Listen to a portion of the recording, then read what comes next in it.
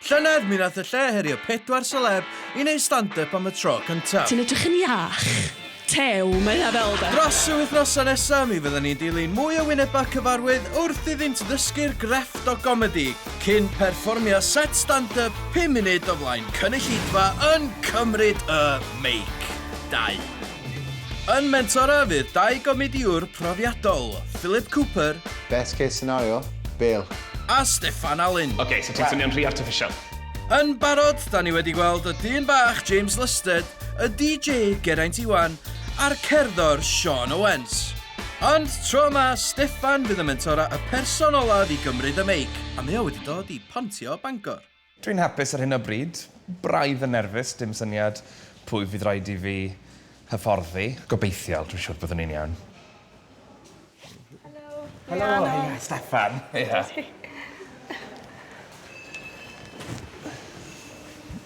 Ti'n iawn? Ti'n iawn? Ie, rydw fi'n Rhiannon, a fi'n wrestler proffesiynol. Oh, ffantastig, wyt ti? Ie, dwi ie. Waw. So, os gen ti enw fel wrestler? Ie, Cat von Kaige. Cat von Kaige, mae hwnna'n enw gorau I fi glywed. Dyma Rhiannon Osborne, a.k.a. Cat von Kaige, wrestler proffesiynol o Ferthyr Tydfil. Cat neu Katrina von Kaige, rhoi henw ffug swyddogol llawn, yw'r vintage villainess, sydd wedi hen arfer cael ei gwawdio yn y sgwar gan fans o reslo ledled o wlad. Wyt ti'n teimlo fel person gwahanol fel Cat? Hollol wahanol. Right, Ie, okay. Mae hi'n very egotistical a gas. Dwi'n teimlo mae hwnna'n rhywbeth sy'n digwydd mewn stand-up. Off y llwyfan ti jyst yn berson normal yn y byd. Yeah. A wedyn unwaith ti ar y llwyfan ti sort of yn mynd mewn i'r persona o, reit, dyma fi. Yeah. A ti'n sort of yn fwy hyderus ac yn fwy ffynnu. Yeah. Mae gen ti y bywyd mwyaf rhyfedd. Ie, a mae gen I mab hefyd. O, oes na? Ie. So mae gen ti lwyth o ddeunydd yn barod, reit? Ie. Dwi'n gyffroes iawn am Cat von Kaige. Mi wir eisiau I Rhiannon wneud yn wych, achos mae'r syniad o weld wrestler yn perfformio fel stand-up mor gyffroes I fi. So, os oes gen ti ddim straeon penodol, dyna di lot yn stand-up I, ydy just dyma bethau sydd wedi digwydd I fi. Ie. Ond falle I ti bod ni'n edrych ar rhywbeth mwy observational, lle dyn ni'n mynd, reit, dyma rester o bethau doniol diddorol am wrestlo, Ie.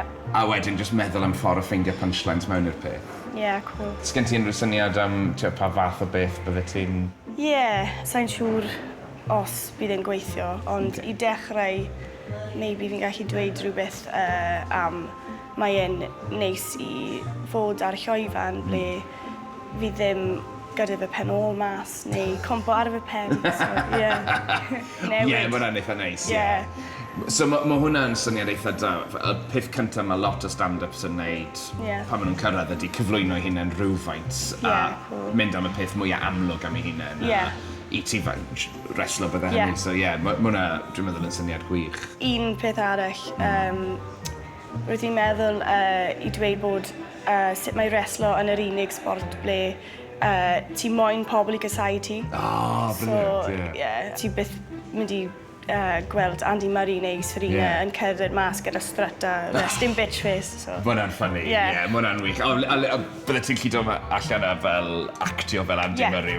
Ie, bydde hwnna'n really doniol. Ie, cool. Cyn cwrdd y Steff, roeddwn i'n nerfus.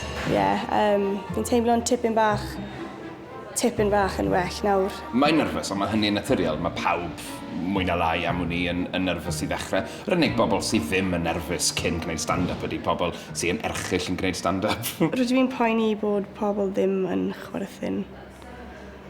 Yeah, and then awkward. So mae gen I nodiadur. So dyma fyddwn ni'n neud. Dwi eisiau ti fynd drwy ddwrnod o reslo. Yep. So beth yw'r peth cyntaf ti'n gwneud? Okay, so byddwn ni'n mynd i'r fenyw, adeiladu'r ring. Okay, so I fi, dwn ni ddim yn sylweddoli bod y wrestlers I hunain yn gorfod adeiladu'r ring. So dyna I fi y peth ffynnu cyntaf sy'n digwydd mewn diwrnod o reslo. Yeah. Okay, so be wedyn?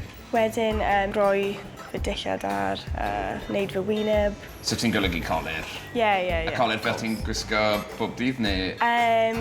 Exaggerated. Okay. Very, yeah. Okay, mae hwnna'n, dwi'n meddwl mae'n yr ail beth hynny. Ie. Mae gen i lot o hyder yn Rhiannon. Mae'r deunydd ganddi, mae'r perfformiad ganddi, mae ganddi lawer o'r sgiliau eisoes. Y gwendidau sydd gan Rhiannon ar hyn o bryd, wrth gwrs, ydy diffyg profiad. Felly'r unig beth allu gwneud ydy gweithio'r i deunydd, gweithio'r i perfformiad yn ei hamser hi i hun, a gawn ni weld wrth i'r wythnosau fynd heibio sut fydd hynny'n datblygu. Iawn, so mae wythnos di bod ers i ni gwrdd ddiwetha. Sut wyt ti'n teimlo ar hyn o bryd? Fi'n teimlo'n iawn, fi'n trio i ddim meddwl amdano fe. Dyma'r her dwi eisiau ti wneud heddiw. Do'n ni'n mynd i ddangos cyfres o luniau ti ar y sgrin. Be dwi eisiau ti wneud di ymateb i'r llun. Be bynnag sy'n dod i dy feddwl di, just dweud rhywbeth am y llun. Rhywbeth sy'n ymhoeni fi braidd ydy pa mor gyflym allu di ymateb i rhywbeth yn y foment. Mae hwnna'n sgil sy'n gan ddigrifwyr a maen nhw'n treulio blynyddoedd yn mireinio'r sgil. Wel, mae ganddo ni wythnos a mae'r gig yn cael ei ffilmio. Felly, dyn ni'n mynd i drio gweld os allwn ni just gael ti i ymlacio rhywfaint i fynd off-script ac i allu just ymateb i rhywbeth yn y foment. Reit, os allu di sefyll yn fan hyn. Yr her wedi wasod. A gawn ni'r llun cynta. A'r categori cyntaf.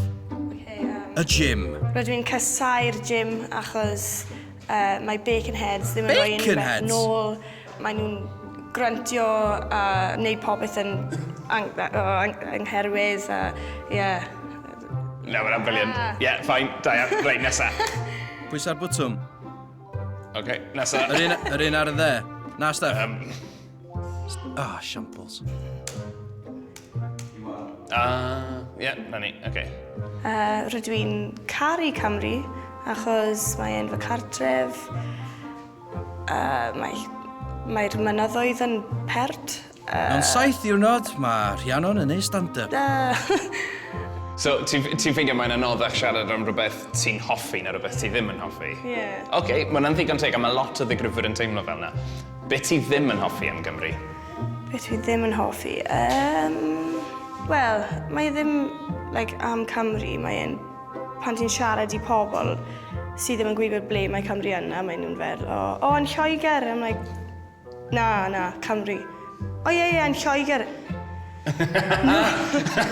No, ie. Ie, gwybod y teimlad. Mae hwnna'n briliant. Oce, reit, dyma'n bendant ydy'r peth dyle ti fod yn neud te. Yn amlwg, ti'n gallu siarad am beth ti ddim yn hoffi lot yn fwy ffynnu ac ydw ti'n neud y cymeriadau ac yn sort of neud y wyneb. Mae hwnna i gyd yn briliant. So, ie. Oce, o hyn ymlaen, pob llun dwi eisiau beth ti ddim yn hoffi. Oce. Categori nesaf, alcohol. Oce.